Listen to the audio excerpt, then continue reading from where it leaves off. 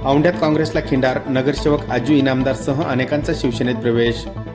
हिंगोली शिवसेनेचे जिल्हाप्रमुख तथा कळमनुरी विधानसभा मतदारसंघाचे आमदार संतोष बांगरे यांच्या नेतृत्वावर विश्वास ठेवून औंढा नागण्यात येथील काँग्रेसचे शहर प्रमुख तथा नगरसेवक आजू इनामदार, अजीज कादरी, नदीम पिंजारी, जुनेद बाबा, वहाब पाशा यांच्यासह शेकडो मुस्लिम बांधव व इतर कार्यकर्त्यांनी काँग्रेस सोडून दिनांक 7 फेब्रुवारी शनिवार रोजी सायंकाळी 7 वाजेदरम्यान शिवसेनेत जाहीर प्रवेश केला. यामुळे औंढ्यात काँग्रेसला मोठे खिंडार पडले आहे.